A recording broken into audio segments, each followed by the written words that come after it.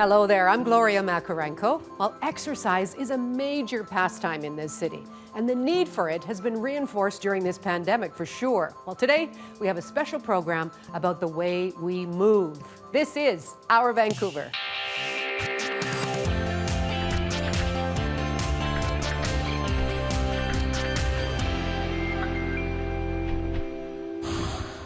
Coming up, meet the trainer aiming for joy and health in her online classes.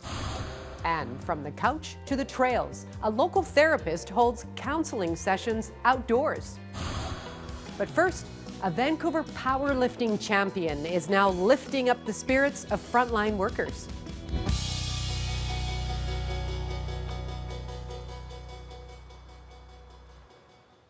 Now, when COVID-19 hit, so many international competitions were canceled, including the sport of powerlifting. Well, we have a national champion living in our midst. Samit Sharma won gold in his class at the last international competition in Panama. During the pandemic, though, he has been lifting a lot of food and delivering food to the frontline workers. Samit, hello there. Hi, Gloria. Thank you for having me. Well, thank you for making time for us. Just how did you get into powerlifting in the first place? Well, originally for me, how I got into powerlifting was back in high school. I was quite overweight, never really took care of my health. I enrolled into Douglas College, met some instructors there. They really changed my perspective on dieting and fitness. From taking those courses, I started looking into powerlifting. I talked to personal trainers, I talked to instructors, did my own research, and from there, I just started lifting since 2015. Okay, so what's your award-winning weight? How much can you lift? Well, like how you're saying, at the last international event, I competed at the North American Powerlifting Championship. I represented Team Canada. I got gold for Canada, and at the event, I lifted bench pressed 370 pounds to achieve gold. 370 pounds. So how long does it take you to train to be able to get to that point, to lift 370 pounds? Well, it takes a lot of time, it takes a lot of dedication. Like again, I've been competing since 2015. I work out 4 days a week. I just do a lot of high volume of lifting, and it just takes time, takes effort. But with a lot of dedication, anyone can achieve it. No, not anyone. You did. You did, and good on you for doing that. All right, but it's been tough times though, hasn't it? I mean, what happened to your sport in particular when the pandemic hit last spring? So last year I competed in nationals in Winnipeg, which is the biggest powerlifting event in our country. Because I finished in first place, I was able to qualify for World's Powerlifting Championship in Czech Republic in May. But due to COVID-19, the event was canceled. Since last year, all powerlifting events have been canceled. Oh, what's that been like for you? It's been tough. But just been training from home, just being ready, and when international events do happen, I'll be ready. I see. Now, we're not going to get you to do a demonstration for us, right? You need certain safety protocols in place. Tell us about that. Yes. You always have to have someone there ready to spot you. Just got to have the right technique. You got to have the right approach. And you really got to do your research before you do your lifts. Okay. So here you were, in the middle of a pandemic. You can't do the competition. So with all this time on your hands, how was it that you decided to organize, donations of food to frontline workers? So what originally happened was when COVID happened, the World Powerlifting Championship in Czech Republic got canceled. We in my family we have a lot of family and friends in India and here in BC that are healthcare workers, and just hearing their stories of what they had to go through really touched myself, my family, my wife, my in-laws, and even my sponsors. So after hearing their stories, we really wanted to give back to the healthcare workers. So since last April to all the way to the first week of September, We went to local hospitals, donated just food supplies. We donated Indian food, pizza, water bottles, coffee, nutrition bars. So from April all the way to the first week of September, we just went to local hospitals delivering those food items and just thanking these healthcare workers for all their hard work. Wow, good on you. Really good on you. What kind of reaction did you get? Just talking to them one on one and just thanking them, they've been really appreciated, and just seeing a smile on their face really made our day. And that we just felt really grateful of what they've been doing. Okay, and now, from what I understand, you're delivering food to teachers? Yes. So once that initiative had come to an end, because all the hospitals they're no longer accepting any food items at the moment. We hear on the news, we hear on the newspapers that the teachers are working extremely hard as well too. They're dealing with cases, new protocols pretty much every month. My family and my sponsors, we really wanted to give back to them as well. So since September till now, we've been going to local high schools, elementary schools, delivering the same food items as well, and thanking them for their hard work as well. That is really great. Now, what about you? You work too. You're a corrections officer. So what's your work life like right now? So right now, again, I work for BC Corrections. When I was doing these food donations, I talked to the emergency response team. They were more than happy to come on board and help with the food donation. So this past summer, actually, they came on board, and we went to a local hospital in Langley and delivered some food items there as well. The staff over there were really appreciative for the food donation. But as far as my work schedule, I work there 4 days, and then my 4 days off, it's donating foods, working out, and just keeping busy. I see. Well, working out. Let's end with that, because how do you keep fit? Really you have to stay at the top of your game, top of your sport in terms of physical readiness. What's your routine? My routine is basically, every day, within those 4 days, I'll do a leg workout, I'll do an upper body workout, cardio, and just high volume. Just high volume. You make it sound so easy. And within the next 3 or 4 years, we could be lifting 370 pounds. Who knows? Yeah, exactly. Sumeet, thank you so much. And really nice to meet you. Thank you for having me.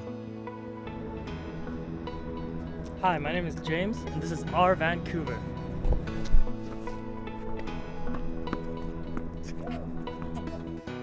All right, it's time for one of our favorite features. This is where we get to showcase a number of the photographs that are sent in by you, our audience. Well, Norm Stack is a longtime contributor who brings so many wildlife images to us. This coyote looks so healthy.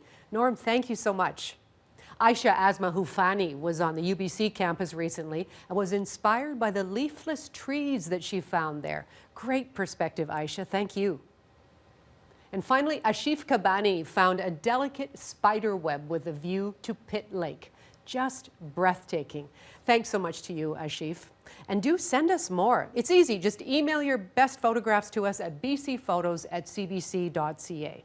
bcphotos@cbc.ca.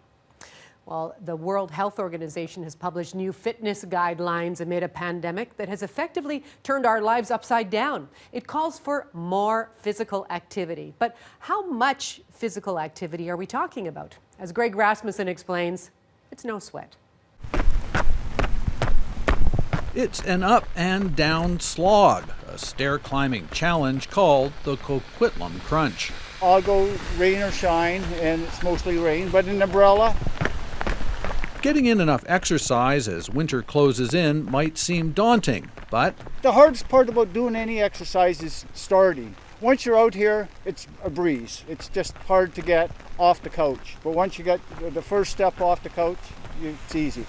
So what do you guys want to watch? the new study says exercise is needed to counter all those increased hours spent on our backsides. Extensive sedentary time is linked to serious ill health and a heightened risk of early death. But 30 minutes of moderate physical activity per day lowers the risk. 44,000 people wearing fitness trackers were followed during the study, leading to the new recommendations with the goal of improving the fitness of people around the world. Some is great, more is better. This doctor says you don't have to work up a sweat, just move. Walk the halls of your house. Walk from the kitchen to the living room and back and do that 10 times, and that's good.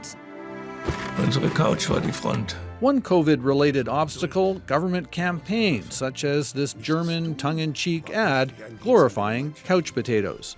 But too much couch time has a price, and staying apart without falling apart means Canadians need to figure out new ways to work in exercise after a day in front of the computer screen. At the end of the day, which I'm going to do shortly, I'll go for a brisk walk with one of the kids. Just to be that kind of, right, the day is over and I'm consciously planning to integrate physical activity into my day. The risk is pandemic-related couch potato syndrome. But this latest study is a reminder, one soggy step at a time can be the antidote. Greg Rasmussen, CBC News, Coquitlam. Canada's first female professional surfer grew up in Tofino. Catherine Brewiller gained her skill in the wild winds of the region, and her ability to read the wind and enjoy the swell was featured on CBC's The Nature of Things. Kath was Canada's first ever professional female surfer. She was shaped by the wind and the surf as much as this wild coastline. I feel so comfortable in the ocean. I feel like it's my home. It feels amazing to be sitting in the ocean and just having that energy of the swell just moving you up and down. And you know, you really learn to just kind of relax and go with the flow and not fight it. The shape of the waves are going to depend on how big the swell is and what kind of swell is coming. Wind swells make powerful waves to surf.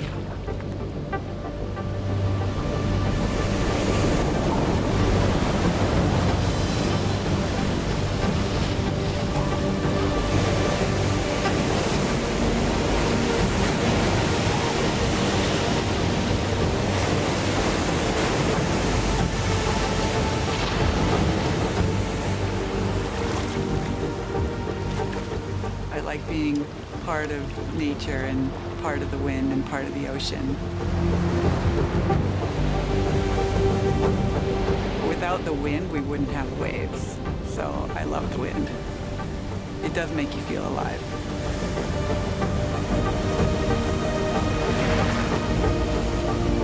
And it's not just humans who love the wind and big waves.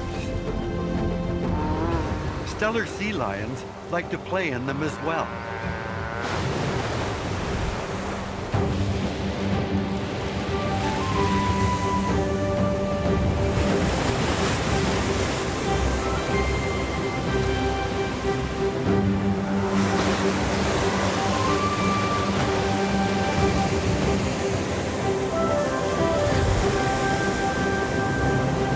Sometimes, Kath has even surfed with sea lions.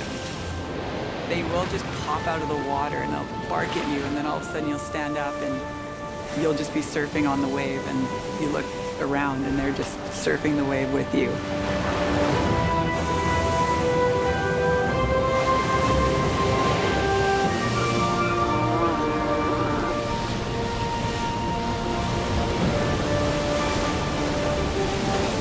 If only I had a built-in wetsuit like a sea lion, that would be really great.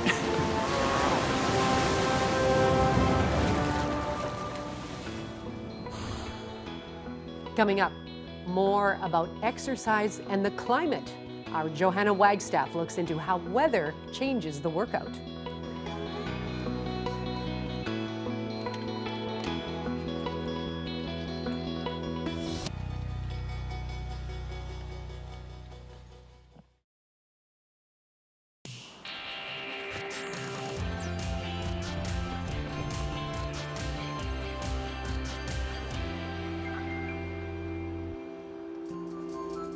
So At first, I attempted to do this whole thing while running. It was a disaster. So let's just say, for those of us who like to exercise outdoors, extreme weather days might not deter the most hardcore of us. You just figure out what the weather is and out you come. But the simple question is it safe to be exercising in extreme weather conditions? The answer might not be quite as simple. Let's start with extreme cold. Generally, if you're dressed in the right layers and exposed skin has all been protected, experts say heading outdoors is a good thing. Check the forecast ahead of time, plan your gear and length of time outdoors accordingly. Wind chill is important. The wind can penetrate your clothes and remove the insulating layer of warm air that surrounds your body. Any exposed skin is vulnerable to frostbite. Getting wet makes you more vulnerable to the cold, and if you get soaked, you might not be able to keep your core body temperature high enough. And then there are times when it's not worth it at all. For extreme sports like cross-country skiing or running, for example, extreme temperatures, we're talking minus 18 degrees Celsius and an extreme wind chill, well, then your lungs might be at risk. Exercising in the extreme cold over and over again can lead to hyper-responsive lungs, making you more sensitive to allergens. That's why experts suggest covering your mouth on those days to warm air before it heads to your lungs. How about the other end of the spectrum? Felt really drained, felt not even sweating anymore because I'm overheated. Extreme heat is often more deadly, especially when it involves high humidity. That makes it difficult for sweat to evaporate away from your skin and regulate temperatures, putting extra stress on your body.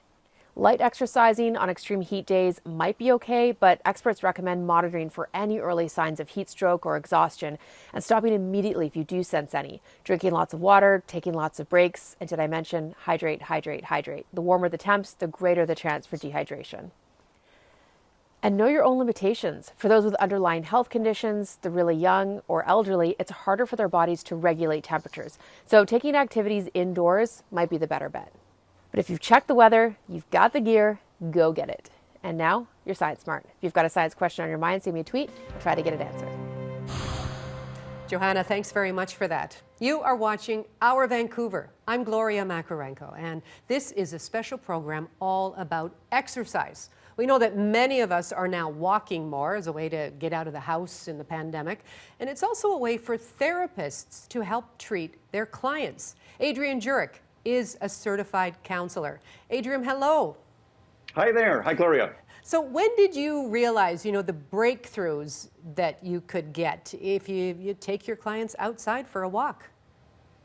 A long time ago, Gloria, I was a school counselor in Squamish, and I had a young man to work with, and he was in the school, and he was just really pacing around and just really looked caged. He really needed some space. He just really needed to move. And just surely by accident, it was just surely an experiment. I thought to myself, I'm not going to be able to sit with him anywhere inside the school in any kind of an office environment.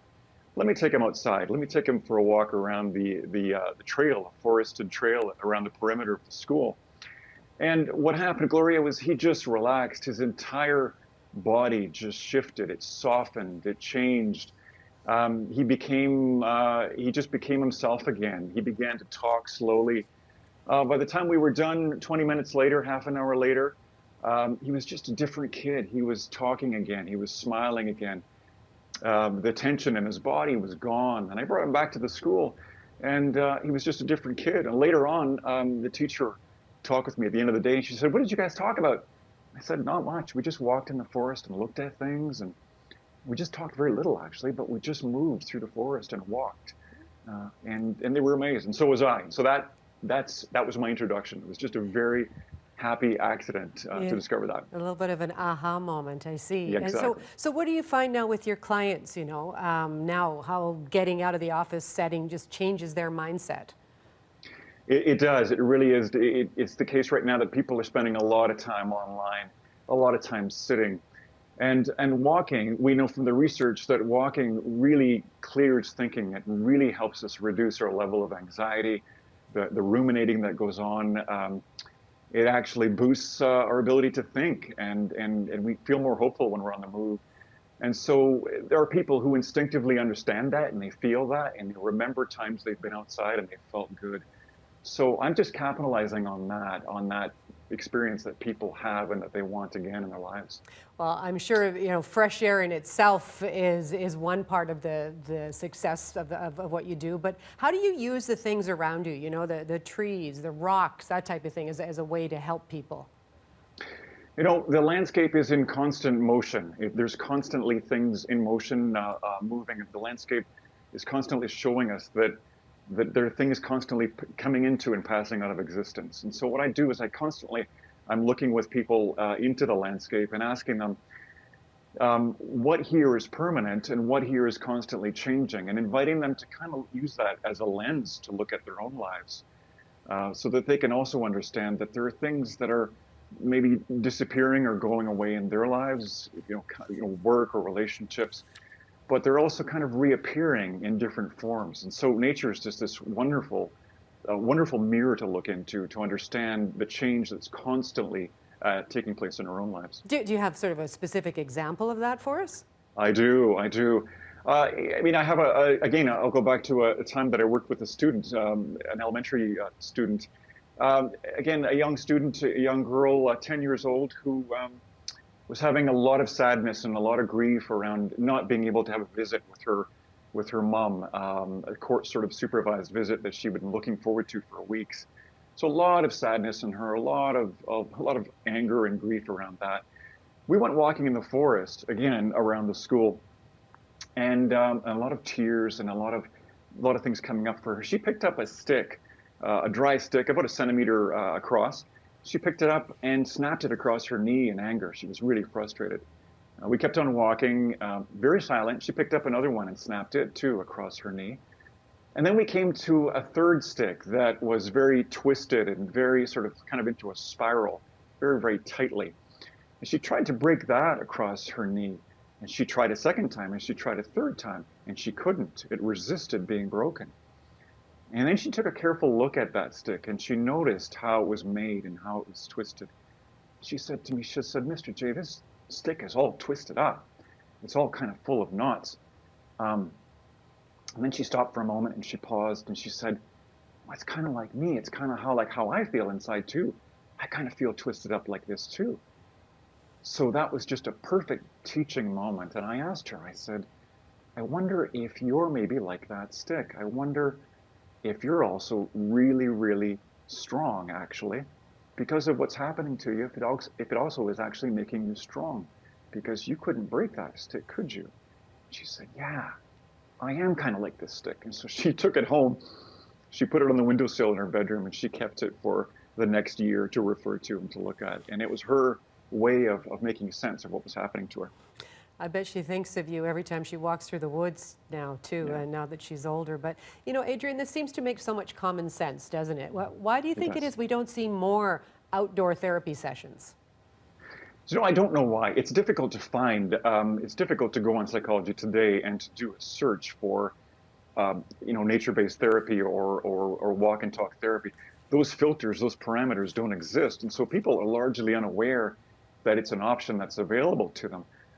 But it is out there. There are some fantastic people on Vancouver Island, David Siegel and Katie Rose and Nevin Harper, some fantastic people in the Lower Mainland as well who are doing this with clients, but it's just not well known. And so my hope is that people gradually become aware of the fact that it's an option, that if they don't want to be inside, and if they really enjoy walking and being out in the fresh air, that this is an option. It's another way of seeking help and getting their needs met.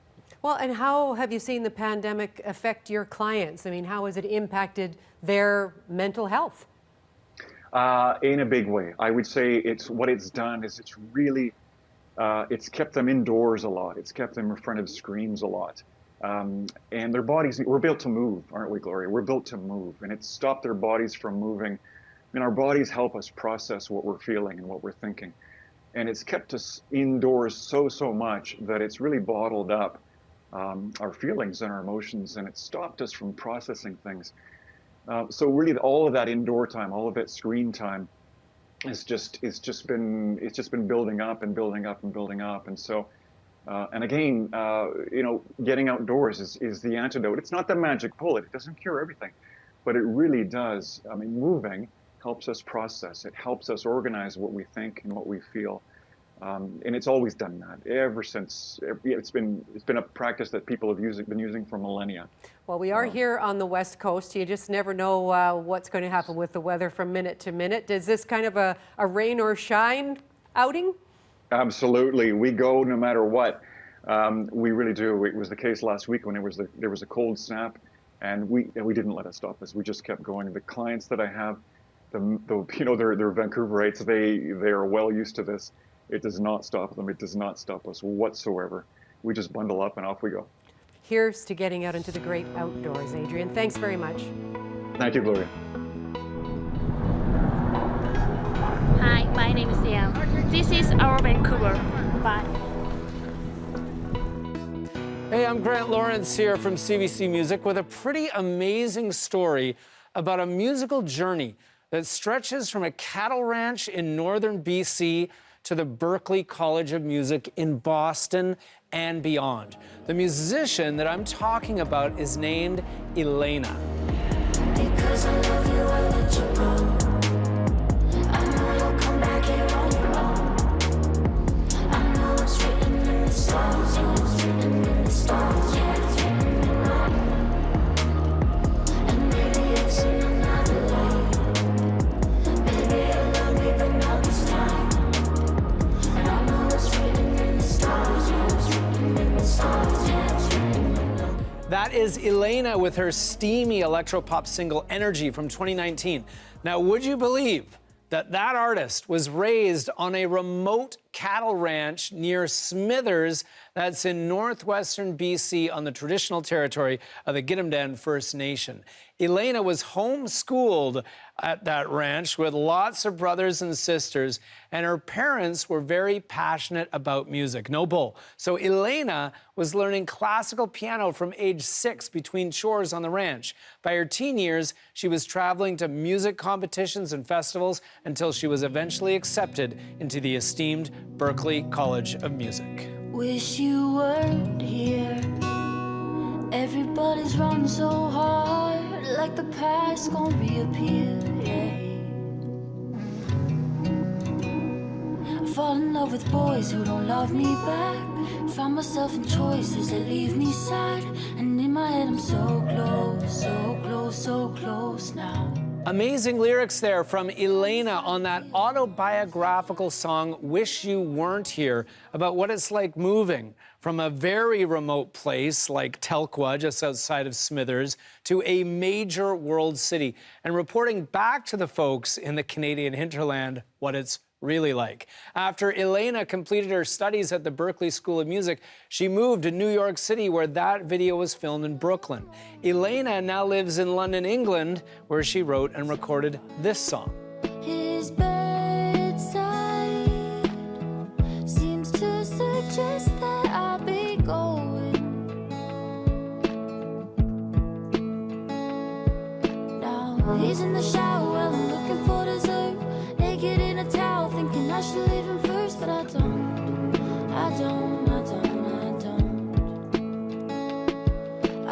I count down the hours till he's gotta go to work. I know that I should ask, but I'm scared it's gonna hurt.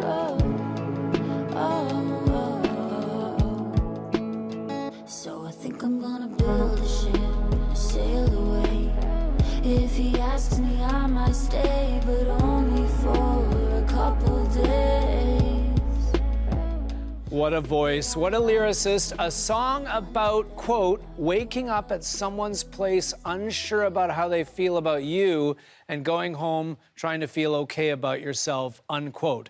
Beautiful tune, and that song is currently climbing the CBC Music Top 20 right now. You can vote for its upward trajectory at cbcmusic.ca/top20vote. Build a Ship is the song that you need to add to your Looking for Love playlist. It's by Elena, originally from the W Diamond Ranch outside of Smithers, BC, now in London, England. I'm Grant Lawrence from CBC Music. Stay safe, and I'll check in with you again next week. Coming up, Naomi Joy spreads her love for fitness online.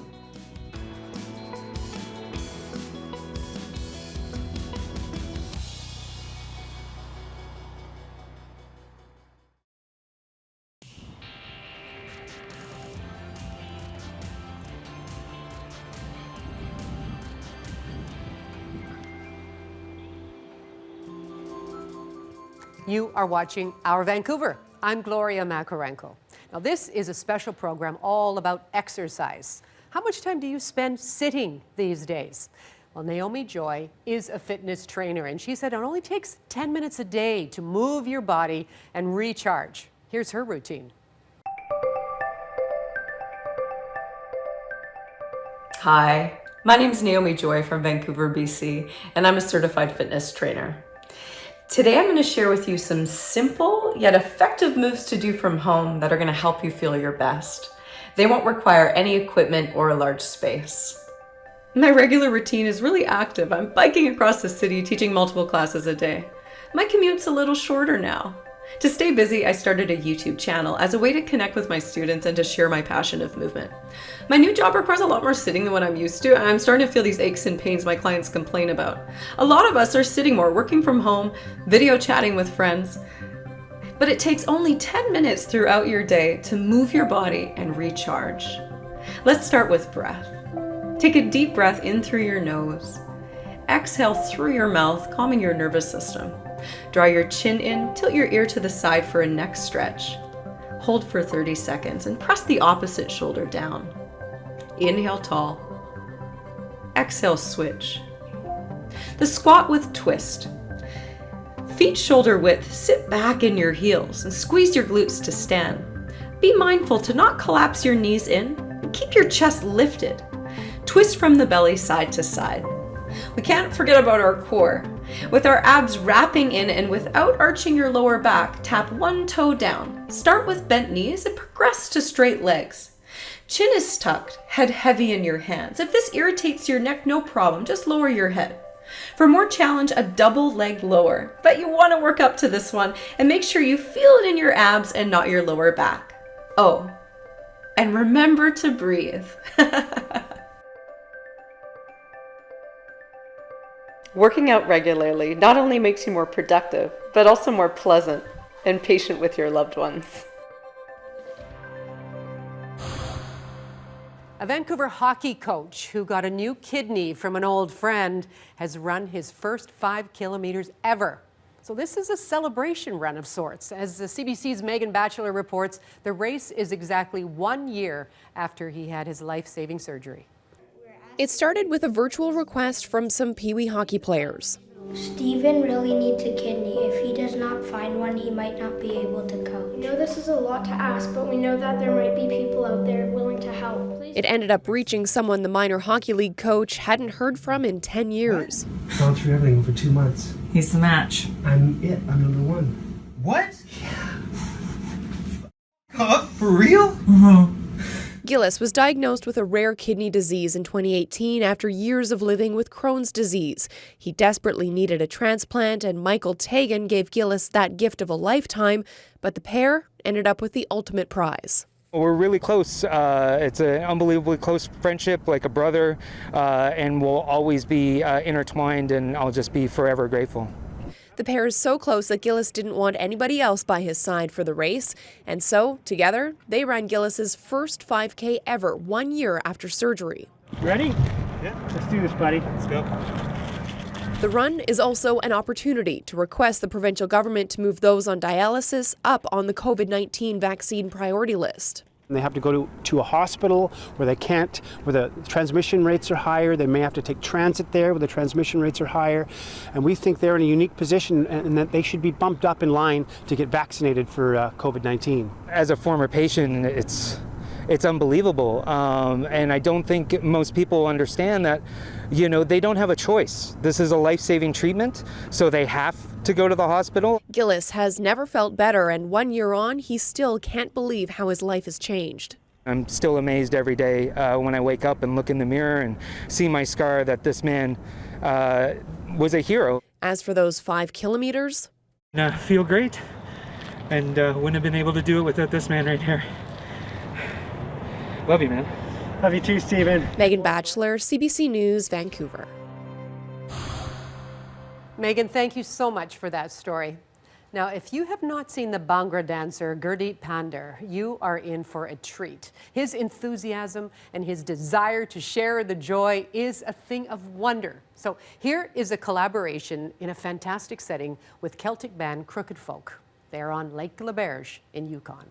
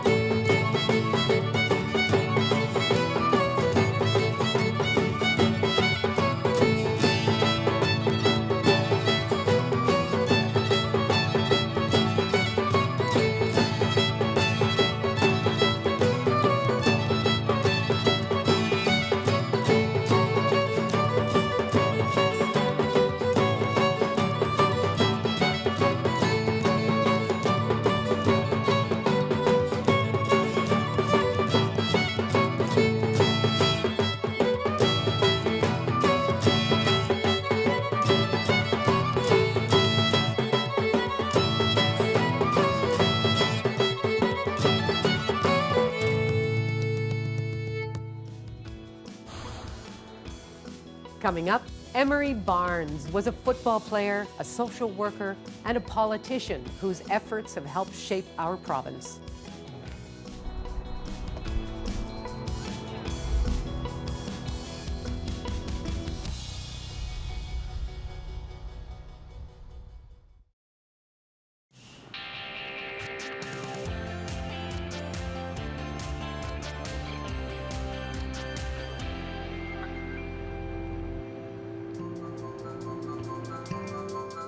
Welcome back to our Vancouver. I'm Gloria Makarenko. All right, time for a history lesson. Emery Barnes was a pro football player, a human rights advocate, and a trailblazing politician. And his contributions helped to shape this province. The CBC's John Hernandez spoke with his family, who carry on his work and legacy. Let's clean that off a little bit. Emery Oakman Barnes. Constance Barnes won't let her father's legacy collect even a speck of dust. My father was all about non-judgmental. It doesn't matter your color, your size, what you think you should be, how much money you're making. She's talking about Emery Barnes. This is a time for us to say, hey, enough is enough. An historic British Columbian with modest roots in the Deep South. Barnes was born in Louisiana during the Jim Crow years. He was from a poor family, but he was rich in athletic talent, from high jump to boxing and to football. It was all about the sports. That's what got him out of the hood, so to speak. You know, he was not, came from a very poor family. He was drafted to the Green Bay Packers in the late 1950s, a time when racism was rampant in the NFL. He wasn't allowed to actually eat with the other players. He wasn't allowed to eat with them. He wasn't allowed to stay in the same hotels. But he stuck with the sport, later joining the CFL and signing with the BC Lions. After a Grey Cup winning season in 1964, he left football behind and earned a degree in social work. Beloved on and off the field, he was approached for a career in politics. He was well known because the last year he played was 64, Grey Cup. So he's well known and people gravitated towards him. You know, he was 6'6", big, huge black guy, but he was also very warm and embracing. He won the Vancouver Centre riding in 1972, one of two black people elected that year for the first time in BC's history. He held his seat for more than 2 decades. Along the way, he was never shy to take a stand for the underdog. We don't really understand the impact of poverty. Poverty obviously is not just dollars and cents. In 1986, he sent a message to lawmakers moving into Vancouver's downtown east side and attempting to live on a budget of $350, the same as BC's welfare rate. Day 23, I was broke. I had 8 cents. I had no cash. Barnes' energy rose above party lines. He was elected to House Speaker in 1994, the first black person ever given the title. He received the Order of BC in 1995. His list of accolades fueled by the racism he long endured. I think it made him fight to be more, to prove more, that he could succeed. He died of cancer in 1998, but his legacy lives on, from his public park to his wife and kids, who continue to advocate for the people he fought for. And I realized you got some of your pops in ya. John Hernandez, CBC News, Vancouver. Well, we continue to look into BC history by going into our CBC archives. In 1999, female forest fighters scored a huge victory in Canada's Supreme Court. The ruling declared the fitness tests used to hire people to fight wildfires discriminated against women. Just watch. This is Tawny Marin at work back in January. She works as a logger near Golden, but that may soon change. In 1992, Marin was hired by the BC Forest Service as a firefighter. She did the job for 2 years and was then let go because she failed a fitness test. That test was a 2.5-kilometer run that had to be completed in 11 minutes or less. She took 49 seconds too long to finish the run and was then fired. Marin and her union fought the firing all the way to the Supreme Court. Today, they claimed victory. Today's unanimous decision is of national importance, not just for women forest firefighters, but for all women, especially those working in non-traditional jobs. I was dancing. I was excited. The government's really got to look at their standards and maybe leave it up to some of the own fire bosses to decide if they want someone with knowledge or experience, if they want someone that can run fast. In a unanimous decision, the court stated the tests the Forest Service used didn't accurately reflect what fitness level was needed to do the job. They also said true equality requires that differences be accommodated. We're working with the BCGEU to re-examine the fitness test, and it will be important that the test doesn't discriminate. We want to ensure that we have men and women working on the fire line side by side, that they're safe, and that they're also physically fit to do the job. This is an extremely difficult job. At BC's Justice Institute, they've tested both male and female police recruits by the same fitness standard for the last 10 years. Now experts have just completed a year-long review of the testing standards. They say their test accurately tests for what it takes to do the job. They also say they don't expect the Supreme Court's decision to have any effect on their testing program. As for Tawny Marin, she'd like to return to fighting forest fires next year, if she can be based near her home in Golden. Doug Kerr, CBC News, Vancouver. CBC Vancouver is so lucky to have award-winning photographer Ben Nelms on staff. Here are a few images of the week we had, captured in only the way Ben can.